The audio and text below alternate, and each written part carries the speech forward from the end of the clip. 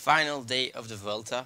Um, Decided to share some final thoughts on what I remember from this Vuelta. First and foremost is of course Remco's crack on the Obisque. Um, if only because it basically ended the Vuelta.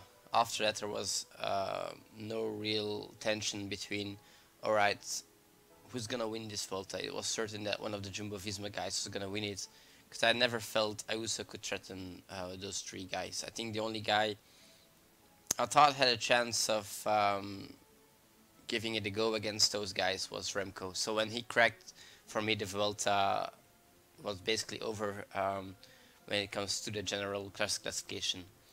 Um, he's gonna get a lot of criticism for it, a lot of slack for it. Um, which is a bit unfair because this is only his second Grand Tour he rides fully. Um, he got COVID on the Giro, and on his first Giro, he was coming back way too soon after his crash in Lombardy. So this Vuelta and the previous Vuelta are basically the only two Grand Tours he rode fully. So I think it's a bit unfair how people are criticizing him for having one bad day. But you know, Remco always had sky high expectations of him, and people are ready to destroy him whenever he fails to reach an objective. So yeah.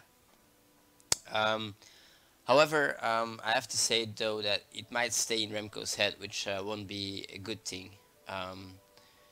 Because Remco seems to worry enough as it is. Like the first week of this Vuelta, he seemed to be grumping about everything instead of smiling. And I do think negativity can affect your performance. So I think they need to find a way to keep Remco happy and focused, instead of having him worrying about all the little things around the race.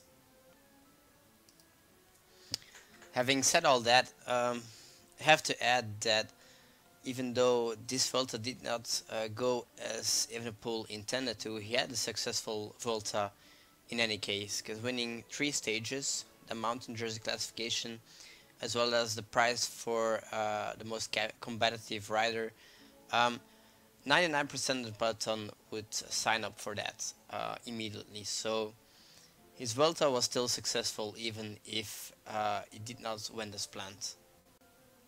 Um, Another thing I remember is Ayuso is ready to challenge for a Grand Tour victory, because only the Jumbo Visma guys are basically ahead of him, and they won't be attending every Grand Tour, because I think next year um, the Tour de France will have an incredible lineup, but I think the Giro and the Vuelta lineup will probably be less strong, and I think if Ayuso rides either one of them, he'll probably win one of those, because Evenepoel, Roglic, Vingegaard, they're all going to Tour de France, and Pogacar as well.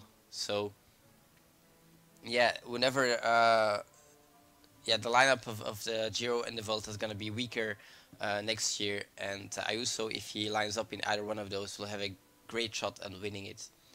The third thing I remember is that Roglic's happy-go-lucky image got a small dent, though his fans probably won't admit it, um, which is kind of strange because there was no need for him to be put a dent in his own image, because he was never gonna finish on top of the podium. He was never gonna win this Vuelta, because if Kuss wasn't winning it, Vingegaard was winning it. I'm not even sure if Roglic passes Kuss, because there's still like a minute gap between him and Kuss, and even if he attacked, I'm not sure if Kuss would have faltered enough to lose that much time, because Kuss was losing in seconds, not minutes, on his rivals, especially on Roglic, because Roglic was not in as good a shape, is not as strong simply as Vingegaard. So I wouldn't be surprised that even if he had given the green light, if he had been given the green light to go, he would still have finished third or barely squeezed into second, but he would never won this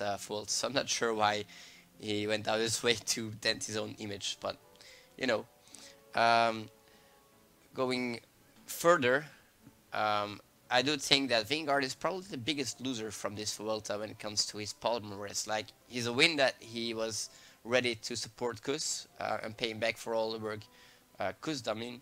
But from a Palmares perspective, Vingegaard is the biggest loser because getting second on this Vuelta is not the same as winning it. And of course, people say, well, he's always gonna win it if he rides for the victory.